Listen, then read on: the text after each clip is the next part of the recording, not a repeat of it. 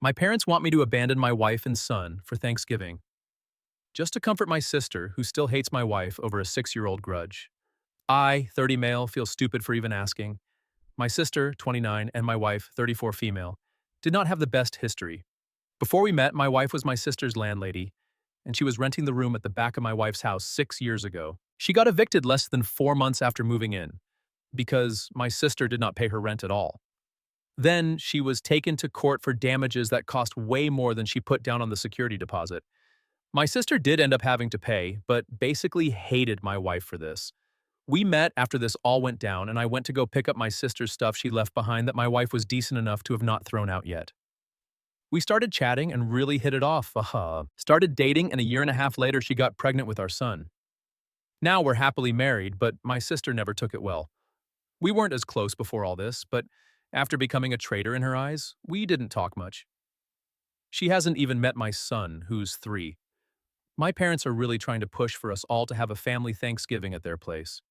My sister never wanted to go because I'd be there with my wife, and she didn't want to see me. My parents never pushed it before because they didn't think my sister was being fair, considering the issues she has with my wife were all things she did herself. This year they feel different, though, since my sister broke up with her boyfriend of 6 years, and it's her first holiday without him. She, however, doesn't want to see my son or wife, so that's why they're asking if they'd be left at home. My wife doesn't have any other family, and I don't want her and my son missing out because my sister doesn't want them there. It's not a problem for me to miss out on dinner with my parents so my sister could have the company, and I just stay home with my own family. My sister is blowing it out of proportion because she wants me there, but I'm being an asshole because she wants the whole family there. Parents are taking her side here because it's been a difficult year, losing her boyfriend and job, so she just wants one family dinner for Thanksgiving. I get it's been a tough year for her. I'm just having a hard time seeing how it's selfish or being inconsiderate to not want to exclude my family. The big thing that jumped out to me in this one is, sister doesn't want wife or child to turn up there. And the parents are agreeing with this. So they don't want their grandchild there either? Surely one of the best things about Thanksgiving, and I'm assuming here because obviously from the UK I don't celebrate it, so you may have to put me on the correct path here, is it's all about family and coming together as a family. And your sister's the one who's breaking this up more than anyone because of a shitty past behavior. You rent a place, you've got to pay that rent. If you don't, that's on you. That's not on the person who's renting out the place. And I only base it on these programs that I watch. I always come back to the programs I watch, don't I?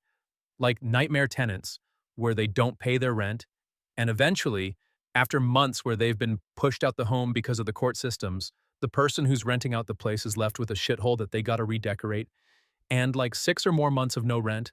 And some people rely on that to get by as well. So I've gone off a bit there, but I'm more shocked that the grandparents are agreeing to this more than anything. I would have thought Thanksgiving, family come together, they'd want to see the grandchildren, but hey, not the asshole to me. We're going to cover a couple of the comments, then we're going to move on to the update. Mokdarian says, not the asshole. It's been 6 years, and your sister was at fault. Time to grow up and drop the grudge. And the fact that she would hold it against your toddler is ridiculous.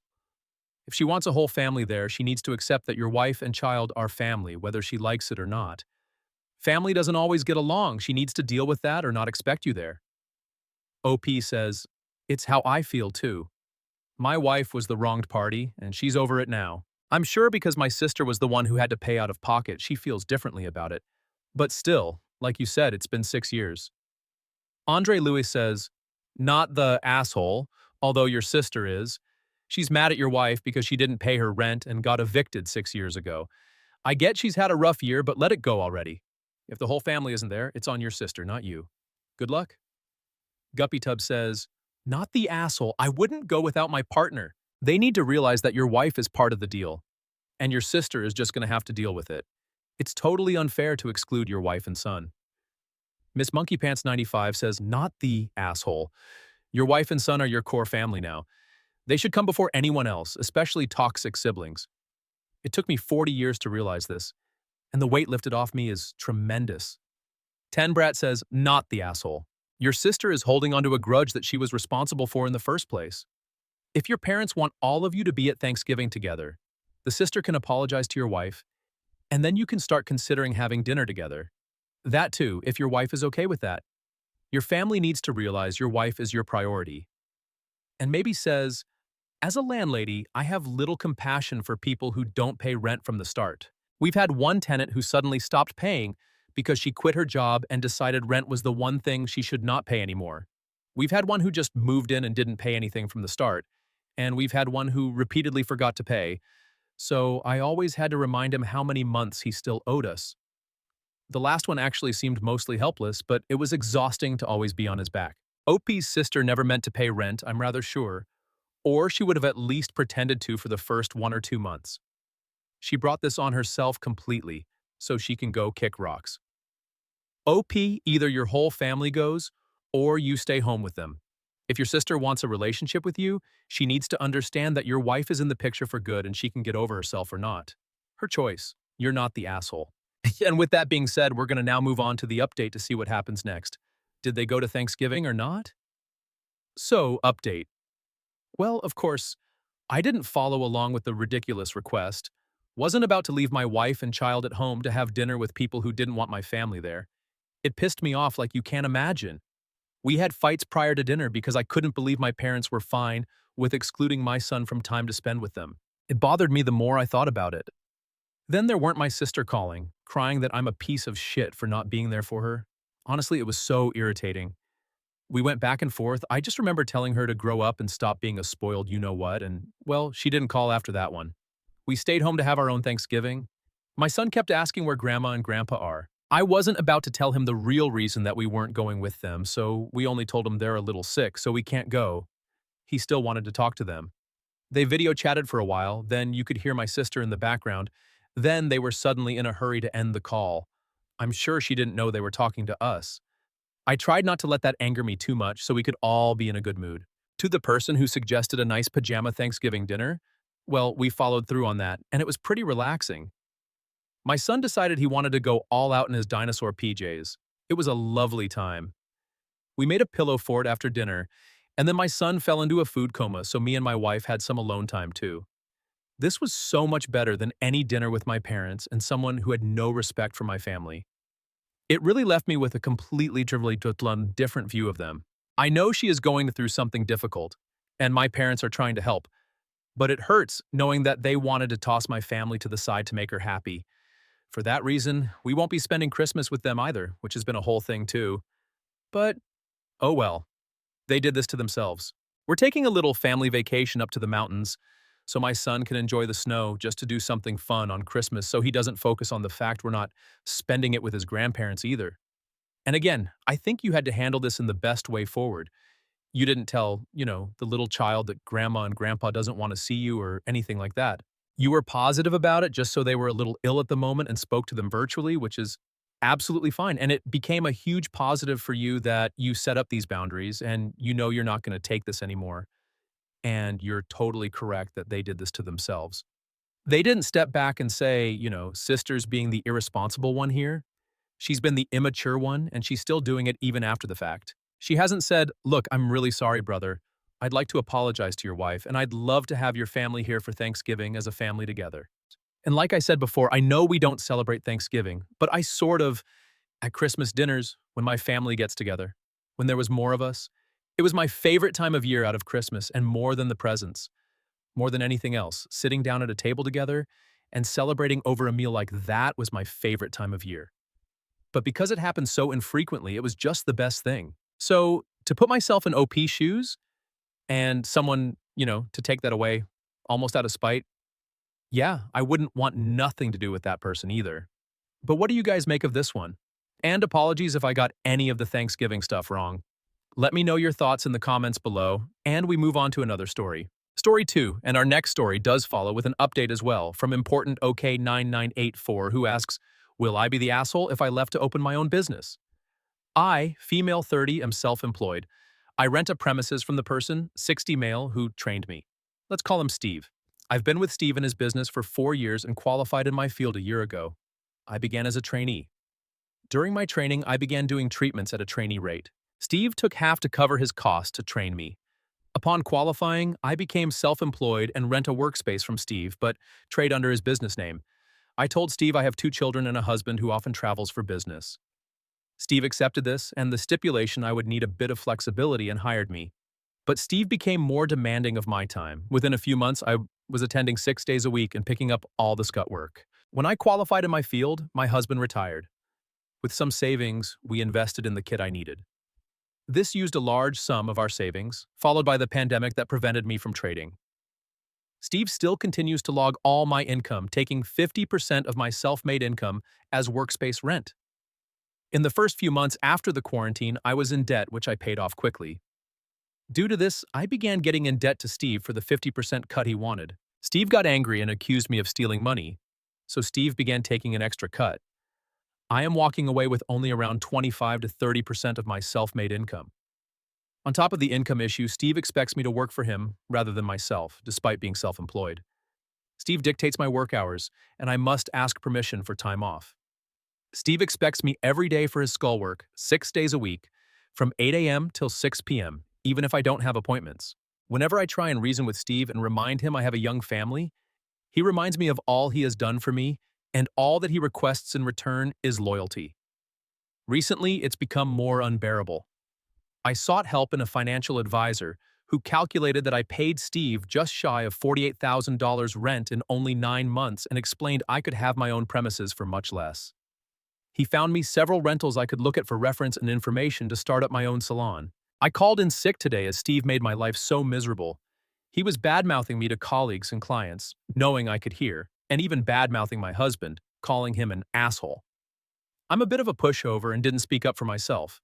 He claims because I had stolen from him by being late with invoices, he can't trust me, and I had to work harder to prove I was trustworthy enough for him. Steve always reminds me I owe him my career, and all he asks in return is loyalty. Would I be the asshole to leave in spite of this and start myself as a competitor of the business who trained me? After all, I wouldn't have my qualifications if he hadn't hired me to begin with. Nope, nope, nope, not the asshole at all, to me. I mean, he keeps talking about this, how much you owe him out of loyalty for training you, but you paid for him to train you, the cheeky so-and-so.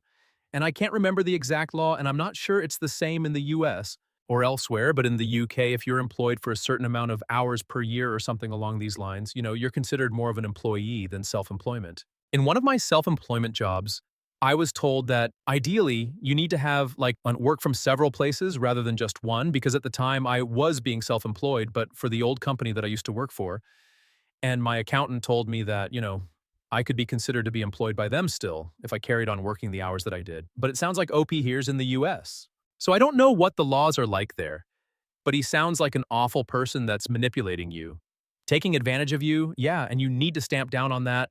Start your own business and compete with him. No Jellyfish 1208 says, not the asshole.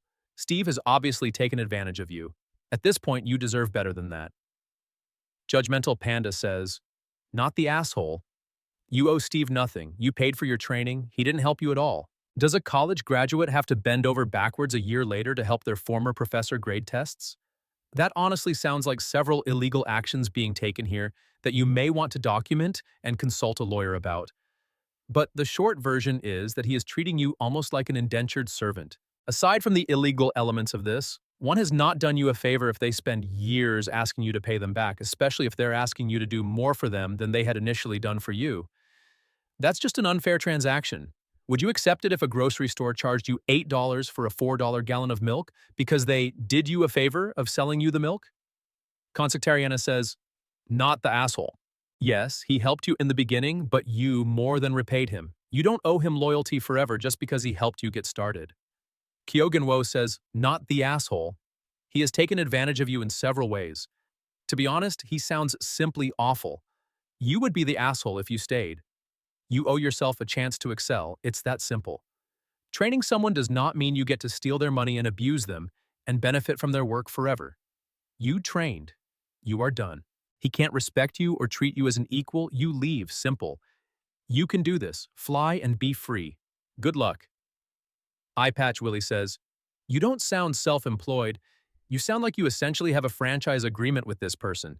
If you agreed to pay Steve 50% of your gross, that was stupid. But if so, you didn't really get out of debt. You just created new debt to Steve. So leave if you want, but if you still owe Steve, that doesn't just go away. TOP replies saying, we have no written contract. I became self-employed when I qualified. I manage my own bookings, finances, taxes, and pay my accountant. I also pay for my own kit, and the 50% from my earnings has always gone to Steve since I was in a trainee position. As a trainee, I wasn't paid by Steve until I began treatments. I was unpaid.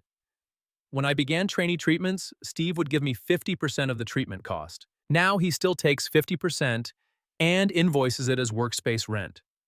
My invoice he calculates weekly, which is 50% of my weekly earnings from my treatments. Now, after falling behind in the first few months of trading, he takes a further $200 a week on top of the 50% sum he has always taken.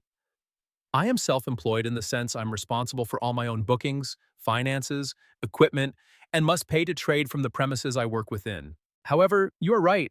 It doesn't feel like I'm self-employed as I'm still working for someone else without the security of being an employee. Wow, and it just sounds worse and worse. So let's hope OP does leave, take everyone's advice, and goes their own separate way. But how will Steve react? Let's find out in the update. Update. After reading the comments on my previous posts, I decided it would be in my best interest to start the process of opening my own place. I did this discreetly, knowing Steve would have been furious if he knew my plan to go solo. I planned to continue renting until I had managed to secure my rental and upgrade it to the standard needed to open. However, I got very sick with an ongoing infection, which wouldn't shift. My doctor believes due to burnout from working 6 days a week for so long without a break. Yes, Steve was aware I was sick, but didn't offer any respite to recover. My doctor sent me for an emergency treatment at the hospital, at which point I was forced to take the time off sick. I was told firmly I needed at least 2 weeks. This wasn't accepted graciously, and I was bombarded with messages and calls demanding info of my recovery and an expected return from the second day of my absence. Bearing in mind, I am meant to be self-employed with no legal requirement to inform anyone of my recovery. The final straw came when I got a phone call just as I had come out from a minor surgery, still a surgery, and was quizzed about my health. I was groggy and confused and scolded for not replying to a message Steve had sent the day prior. And honestly, I didn't notice the message. I was genuinely sick and have an underlying chronic condition which extends my recovery time generally. I was visibly upset, and my husband witnessed the call. Being too weak and upset to address it, my husband decided enough was enough and phoned Steve, to be met with an accusation that the situation was my fault for not responding to a message. He asked someone to collect my belongings, most of my expensive equipment we invested in from our savings, and my qualification certificates were missing, and I left there and then. Steve has refused to return my property and the certificates, but I don't even care. I'm free and can replace the equipment and get copies of my certificates. Just a small update and genuine thank you for all the wonderful advice on my previous post. And this not that positive update I was hoping for. And I've went straight down in the comments because I'm peed off that the guy took the equipment. And Eddie LV asked, "You need to go after him and get your property back." I'd go as far as calling the police on him. He's a big-time asshole and you want to cut all ties with him, but don't let him get away with taking your stuff. To which OP replies, absolutely had to consider taking legal action to get my property back. However, it extends the time I need to deal with this negative presence. I genuinely feel cutting my losses and letting them have my secondhand equipment is a small price to pay to be free of the anxiety and stress that he brought into my life. And Throwaway Protein says, file a report with the appropriate authorities and get your certificates back or find a way to get new ones. You may not be able to submit copies, and that'll affect you later. OP replies then, thankfully all my certificates have a name on them. He can keep the copies that are framed, but I'm the only one who can legally obtain copies through the correct procedure. I already have one, which was emailed to me, and I can request the others from a third party who issued them to me with photo ID, so he can keep my void copies as they're worthless once new ones have been issued. The Euphoric Tribble says, if you did open your own competing business, you'd be not the asshole side, y'all. You'd be looking out for yourself and taking on a challenge by becoming a competitor against someone that frankly needs to be cornered to fold. But I'm with the other person here. Steve has committed theft. And if it's as high value as you said on it, a very serious felony as well. You're entitled to have your stuff back. Get the cops involved if you must, but don't look the other way. He's been getting off pretty damn easy with a crime if you did. OP replies, saying, my equipment costs were over $3,000 if that helps at all. Although I am still quite sick with further complications, which are making my ability to continue this battle much more difficult. The weight that lifted from my tense shoulders as I heard my husband say she'd be leaving with no further contact and our collector things was indescribable, even though he got a trainee to drop my stuff outside my door and then refuse my husband access to collect the missing items. But honestly, $3,000 honestly feels like a small cost, considering the absolute relief has brought me. I'd have paid $5,000. And one more from Apprehensive 23474 who says, reading your comments, and I hope you see this, OP, you are not free from this negative presence. Please, please, please talk to a lawyer or file a police report. I don't know what certificates these are, OP, however, if they include like a contractor number or something, get them back. Send a letter through a lawyer or contact the agency that gave them out. I would not put it above Steve to sync your business using your certificates as his, especially being you will be as competition. Again, I understand not wanting to deal with him anymore. However, the fact that he still has those certificates can spell disaster. Do not give them the chance to use them for fraud or worse. Take legal action. Edit to add voided means nothing. I live in the Western US where you run into someone using a voided or expired contractor license every day. The average person is not going to double check that information. Now, how do you feel about this one? What would you do? Would you fight for that stuff back or can you understand OP? And the relief that is given just to be no contact with this person anymore? And how do you think the future holds for OP being in direct competition with Steve and their business? There could be more to the story down the line, I think, but let me know your thoughts in the comments below.